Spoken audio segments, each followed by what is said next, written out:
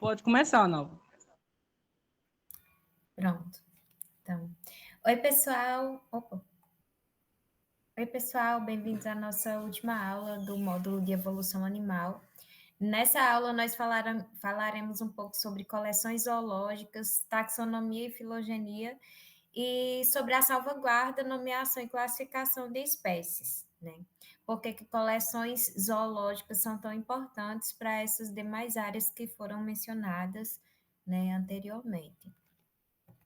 Então, como nós compreendemos, né, ao longo das nossas últimas aulas, nós vimos que existe uma grande diversidade de formas no mundo animal, né, e que essas formas elas são agrupadas de acordo com suas características, né, suas semelhanças, em distintos grupos de tamanhos diversos, né, tem grupos que têm poucos organismos e alguns grupos que têm uma grande diversidade, um grande número de espécies, né, com características semelhantes.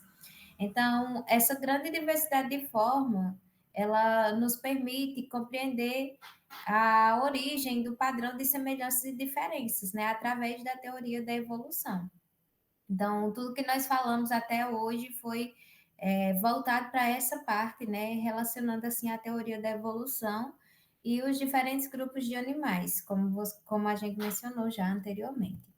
Então, de uma forma geral, essa diversidade biológica ela apresenta alguns problemas, que é, por exemplo, qual é a diversidade de vida existente? Então, o principal ponto da diversidade biológica como um todo é descrever essa diversidade e tentar encontrar um tipo de ordem existente nessa diversidade, para conseguir compreender quais são as espécies que são mais próximas das outras, né? De que forma aquelas espécies elas estariam dispostas em uma árvore, digamos assim. E aí, através desse encontro de ordens, digamos assim, nós conseguimos compreender os processos pelos quais o aumento dessa diversidade, as diferenças, né, anatômicas, as diferenças de caracteres que organismos de distintos grupos ou do mesmo grupo podem. E aí, um dos principais objetivos dessas ciências que nós mencionamos é apresentar um sistema geral de referência sobre essa diversidade biológica para que a gente consiga compreender um pouco diversidade, ela surge, ela se estrutura e ela será moldada, né, futuramente. Então, dito isso, um ponto muito importante para compreender a diversidade biológica é a classificação animal. E aí a gente tem dois tópicos que são essenciais quando a gente fala disso, que é a taxonomia, que vai ser o quê? A taxonomia vai ser basicamente a área da ciência que vai nomear as coisas, né? Vai nomear os organismos, sejam eles animais, plantas, protozoários. Então, todos os organismos existentes, todas as formas de vida, elas passam por uma nomeação. E aí, quem faz essa nomeação geralmente é o taxonomista, que vai compreender ali em qual taxon aquele organismo se enquadra e, a partir de então, né, denominar aquela espécie, dar um nome para aquela espécie. Então, a taxonomia ela vai seguir algumas leis de organização e, através dessas leis, vai produzir um sistema formal para conseguir nomear e classificar as espécies, né, que vão refletir uma determinada ordem. Então, a taxonomia ela vai guiar os processos, né, e as regras para a classificação animal. E aí, aliada à taxonomia, tem uma outra área que é chamada de sistemática ou biologia comparativa, que vai ser o quê? Vai ser o uso de todas essas informações, todas essas características desses animais, né, para conseguir compreender as relações evolutivas que possam existir entre aquelas espécies, né, de qual espécie aquele indivíduo que nós estamos analisando é mais próximo ou mais distante, né. Então, basicamente, os animais, eles vão ter um ancestral comum, né, seja ele recente ou não. E aí, esse ancestral vai compartilhar alguns caracteres, né, que vão ser agrupados para realizar essa classificação taxonômica. E aí, esses animais com caracteres pouco semelhantes ou que compartilham ancestrais que estão mais distantes, eles vão ser agrupados em grupos taxonômicos distintos. Né? Então, os animais que são evolutivamente ou filogeneticamente mais próximos, eles vão ter características semelhantes, enquanto os que são filogeneticamente mais distantes, eles têm características que não são tão semelhantes assim. E aí, esses animais que são evolutivamente e filogeneticamente mais próximos, eles vão conseguir realizar suas funções vitais, né, de uma forma semelhante ou igual, né, àquele que ele é mais próximo. Então, vai nos dar uma ideia sobre de qual táxon ele é mais próximo quando a gente analisa essas características. E aí, para que a gente faça essa nomeação, né, esse estudo taxonômico, é necessário seguir a nomenclatura zoológica. Então, a nomenclatura zoológica, né, que é o Sistema Naturae, ele foi fundado por Linneu, né? E aí, simplesmente vai ser a atribuição de diferentes nomes, né, táxons nas classificações, que não tem nenhuma outra função na taxonomia. A função dele vai ser o quê? Vai ser denominar, distinguir esses táxons para agrupar esses organismos. Então, Linneu, ele dividiu o reino animal em espécies e agrupou em gêneros, ordens e ordens em classes, aquele sistema que a gente conhece na escola, no ensino médio, né, como reficofage. Então, todo esse sistemazinho ainda é um sistema seguido. Né? Então, a gente precisa ter todos aqueles 7 táxons ali, mas podem existir muitos outros, como, por exemplo, superfamília, superordem, infraordem, né? Vai depender das características que aquele organismo que você estiver analisando, ele vai apresentar. E aí, esses princípios básicos que ele criou, né, na Grécia Antiga, aliás, que ele criou, esses princípios básicos que ele criou da nomenclatura zoológica, eles ainda são utilizados hoje, né? Eles foram estabelecidos e aí houve algumas mudanças, mas os princípios básicos de considerar reino, classe, ordem e tudo mais, eles ainda seguem esses mesmos princípios. E aí essas categorias, né, elas seguem uma hierarquia, que é chamada de hierarquia taxonômica. Essa hierarquia taxonômica ela é dividida em algumas esferas, né, que a gente denomina de táxon. Então, qualquer um dessas partes aí, dessas classificações, seja espécie, gênero, família, ordem, classe, então são chamados de táxon. E quando a gente tem grupos que são misturados, por exemplo, quando a gente está considerando no trabalho, tanto gênero quanto famílias ou ordens, né? E a gente não consegue dizer numa única frase que existe tudo isso, a gente pode chamar de taxa, né? Que vai ser o plural para táxons.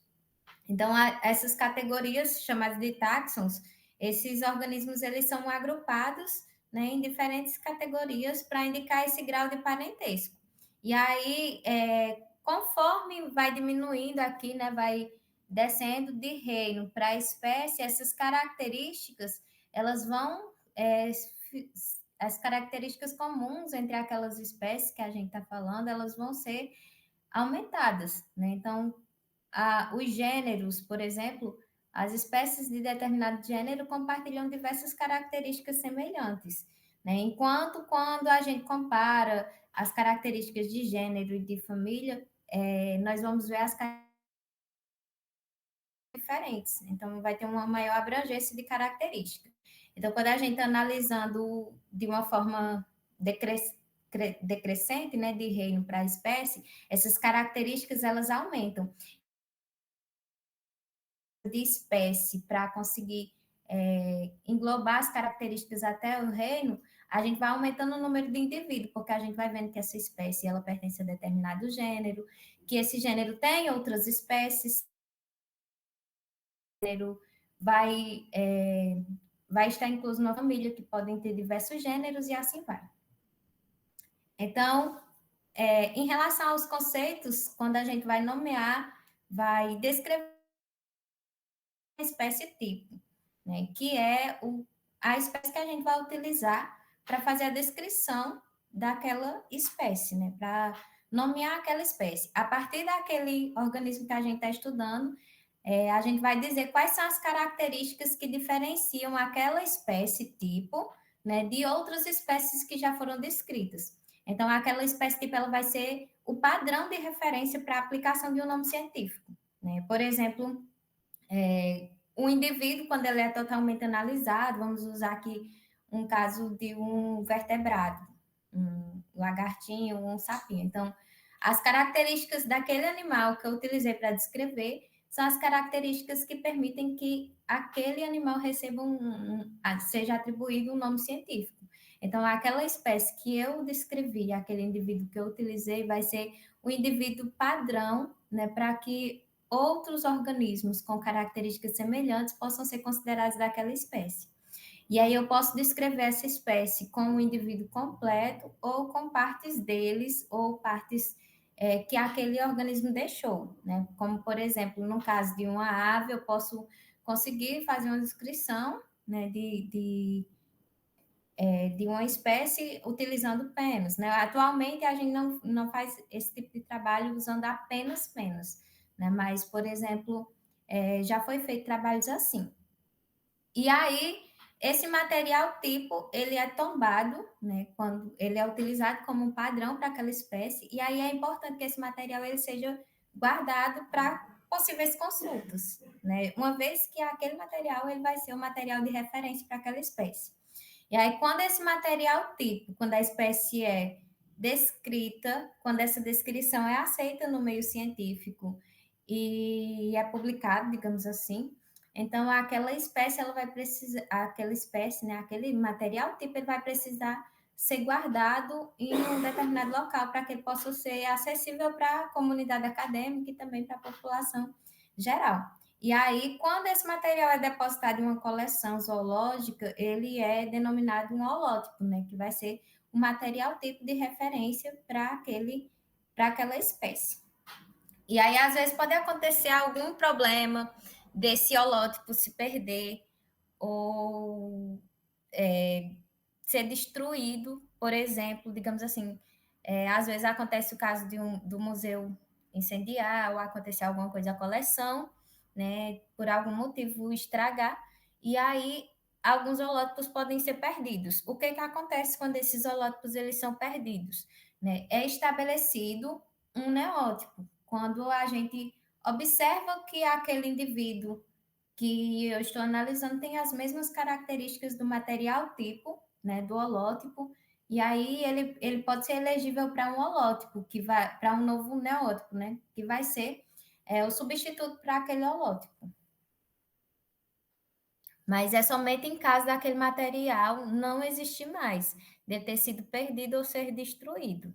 O que é muito ruim, né? Falando assim em relação a aos estudos científicos desses materiais. E aí, alguns conceitos em relação a esse tipo de material. Quando nós temos uma descrição baseada em um único exemplar, né, a gente tem ali um holótipo. Por exemplo, geralmente na paleontologia é muito difícil a gente ter vários indivíduos da mesma espécie, né? Tem alguns casos de peixes aqui na bacia da Araripe, de plantas e tudo mais, mas no geral a maioria das espécies, né, é encontrado um único exemplar. Por exemplo, de lagartos do grupo que eu estudo, só tem um exemplar de cada grupo. Então, de cada espécie. Então, cada espécie foi descrita com um único exemplar disponível, que é um holótipo, né? Então, esse material é o único material que a gente tem registro para aquelas espécies. Mas tem alguns casos que tem alguns organismos que têm um holótipo e que tem outros indivíduos, né, que são também semelhantes. Então, o que que acontece? Aquele material que tiver mais completo, que for mais padrão para aquela espécie, ele vai ser denominado de holótipo, né, vai ser o material tipo de descrição. E aí, os demais materiais que são semelhantes, que têm características semelhantes àquele holótipo, né, vão ser chamados de parátipos, né? E aí ele vai ser uma série tipo para aquela espécie que foi descrita.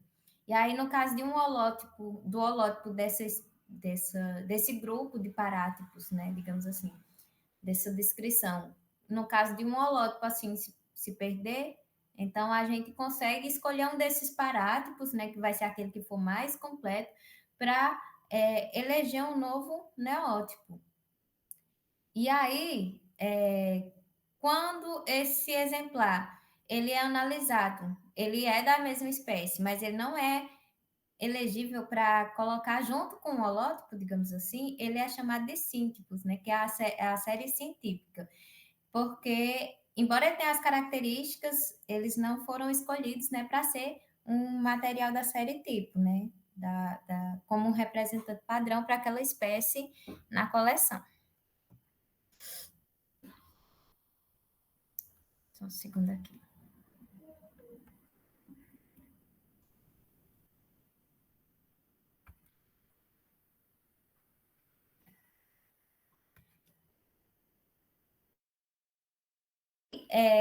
Em relação a essa classificação, como eu falei, né, eles vão ter uma descendência comum. E aí, todas essas formas de vida, elas descendem de um ancestral comum através de uma série de. E aí, o estudo que vai. A área de estudo que vai se dedicar a estudar isso, esses ramos, né, essas linhagens, é chamada de filogenia. E aí, a filogenia de informações sobre as relações de parentescos entre os diferentes grupos e as mudanças que ocorreram no passado. E aí a filogenia, desde o seu surgimento, ela foi dividida em duas principais: a cladística ou a sistemática filogenética, que é aquela mais padrão, né, e também muito utilizada atualmente, e a classificação evolutiva, que é mais utilizada quando a gente trabalha com paleontologia. Então, de uma forma geral, a cladística, ela vai haver a produção das árvores filogenéticas, né? E nessas árvores filogenéticas a gente tenta mostrar as ramificações dicotômicas, né? As sequências de organismos envolvidos. E aí, a cada uma dessas ramificações dicotômicas, que são daquelas quando um ramo se divide em dois, a gente vai ter ali espécies que são próximas, né? Que vão ter um parentesco, que podem ser espécies irmãs.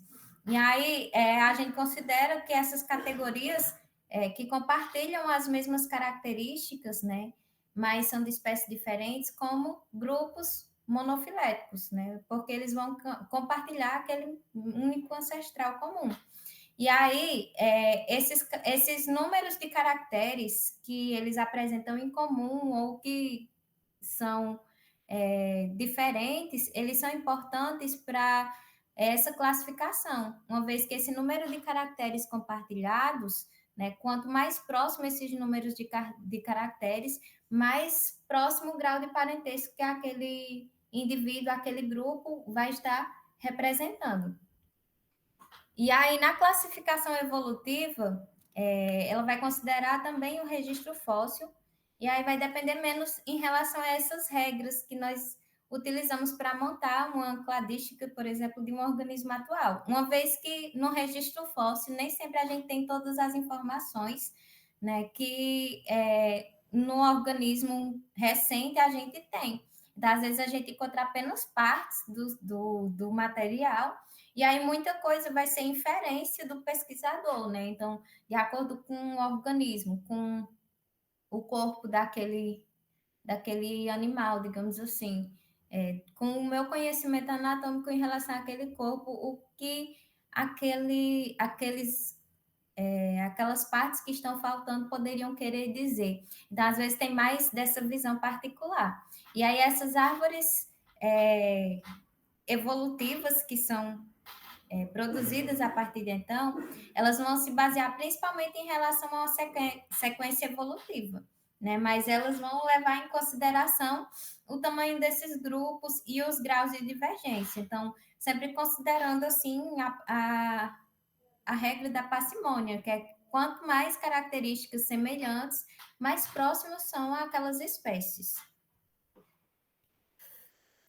E aí, atualmente, né, para seres viventes, né, animais recentes, digamos assim, existe uma série de outras ciências que são englobadas na taxonomia. E aí, isso faz com que surja uma área um pouco não diferente, mas uma área mais completa, mais complexa para classificar espécies, que é o que a gente chama de taxonomia integrativa. E aí essa taxonomia integrativa, ela está sendo desenvolvida, né, a partir do conjunto de diversas áreas, como por exemplo, na morfologia, né, através de análises morfológicas e morfométricas de determinados indivíduos, envolvendo também estudos de ecologia, de biogeografia e de genética, né, em relação a aqueles organismos para conseguir compreender as diferenças, as proximidades, qual é o grau evolutivo que determinadas espécies elas apresentam, se aqueles indivíduos, aquela população são todos da mesma espécie, ou se podem ser espécies diferentes, ou se aqueles indivíduos com características semelhantes, eles possam ser indivíduos da mesma espécie. Então, hoje nós temos essa área, que é uma área muito promissora e que atualmente vem sendo muito explorada, né, principalmente aqui no Brasil, com a grande diversidade de espécies existentes, né, para conseguir entender um pouco mais sobre essas espécies crípticas, né, que são aquelas espécies que morfologicamente se assemelham muito com algumas espécies, mas que quando você vai analisar algumas questões, como algumas questões morfológicas ou ecológicas e de distribuição biogeográfica, a gente vai vendo que aquelas espécies, na verdade, que aquela espécie, na verdade, podem ser duas espécies distintas, né, mas que apresentam uma semelhança muito grande morfologicamente falando. Então, em relação aos grupos, por exemplo, de anfíbios, é utilizado hoje para descrever uma espécie, além da análise morfológica, né, onde eles vão olhar quais são as características físicas que distinguem aquela espécie de outra espécie, né? Por exemplo, formatozinho dos dedos, formato da cabeça, o tamanho do corpo, tamanho dos membros, né? Todas essas proporções assim são analisadas. Mas também analisam outras coisas, como por exemplo a distribuição geográfica, né? Representada aqui por esse mapazinho, o canto, né? Porque em anuros, por exemplo, os tipos de cantos, as notas variam de espécie para espécie, então tem algumas espécies que são descritas quando consideram o canto dessas espécies, porque mesmo que seja da mesma população ali, de uma população, aqueles indivíduos apresentam cantos diferentes, e aí, quando fazem análise genética, eles veem que existe uma margem de diferença, né, em relação aos genes de um organismo, acabar separando aquela espécie que antes era considerada apenas uma, né, em duas espécies distintas, né? E aí, nos lagartos tem também a parte lagartos e serpentes apresentam escamas, e a folidose nada mais é do que a contagem e da disposição dessas escamas. Então, formato, tamanho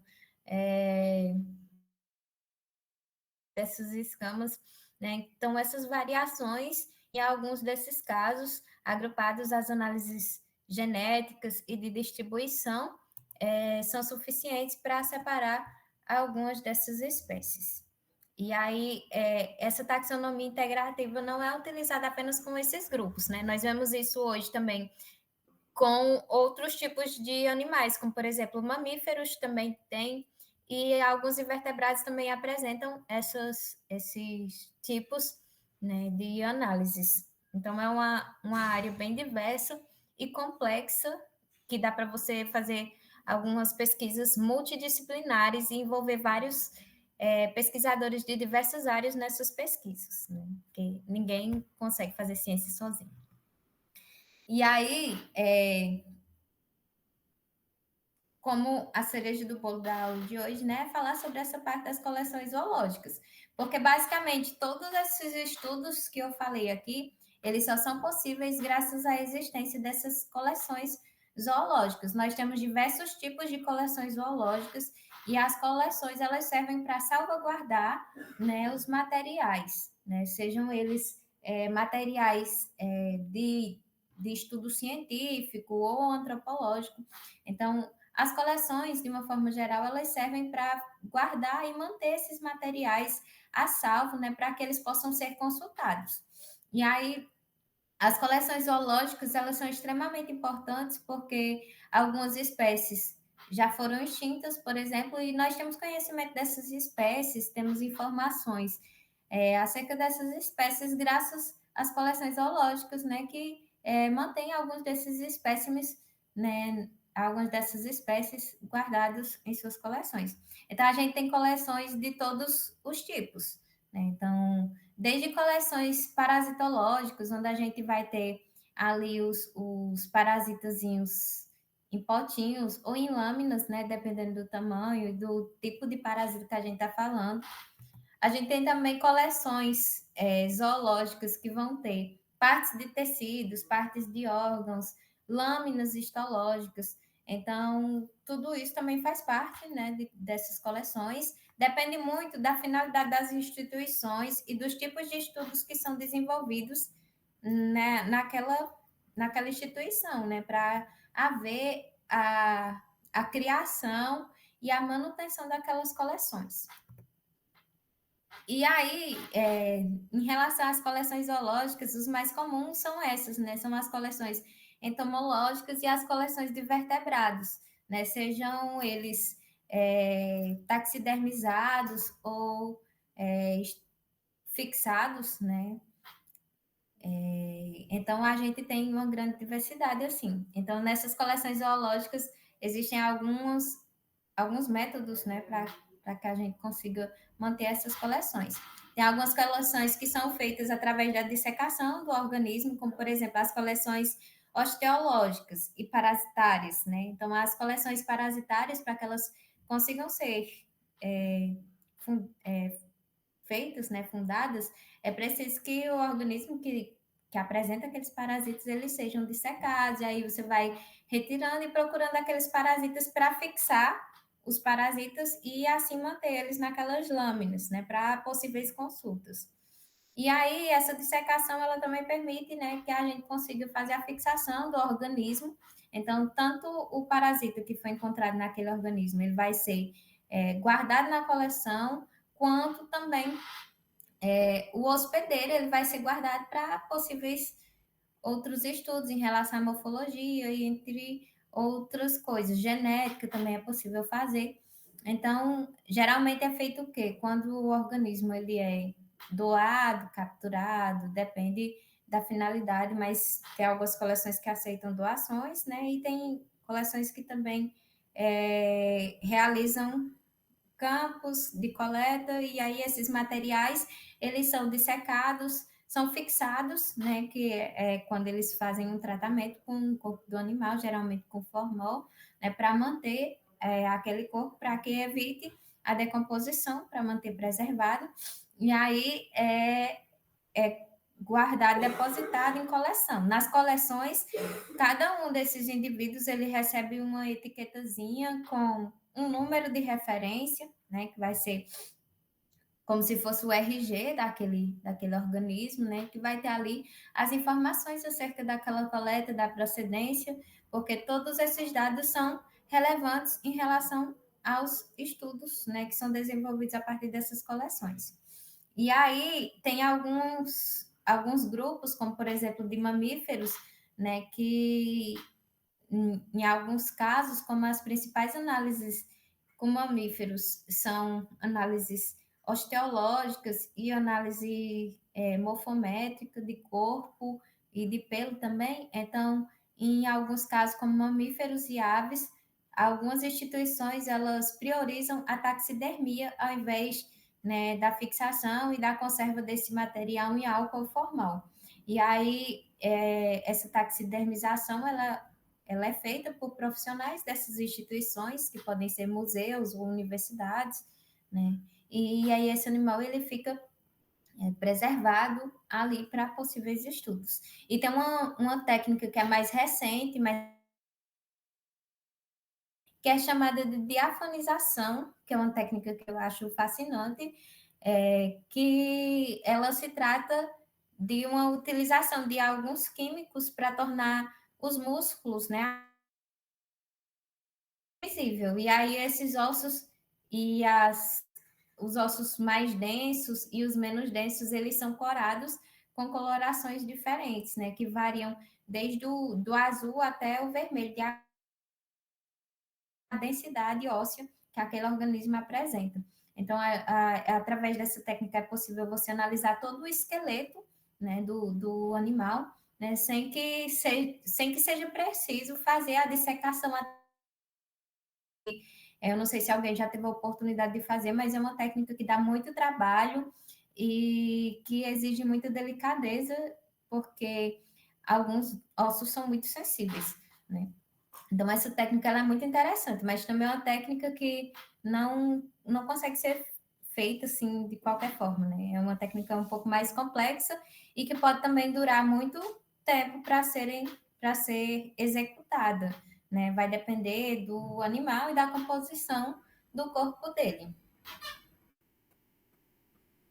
E aí, como eu mencionei, né, essas coleções elas são extremamente importantes porque elas vão manter ali as informações biológicas acerca de diversas espécies, né, vão manter informações geográficas na maioria das vezes, né, porque tem algumas coletas que desconsideram um pouco sobre isso, mas atualmente é impossível você realizar uma coleta sem informar a localização exata com a coordenada, né, e com registros, né, realmente que sejam que facilitem a vida dos demais pesquisadores quando forem acessar esses materiais.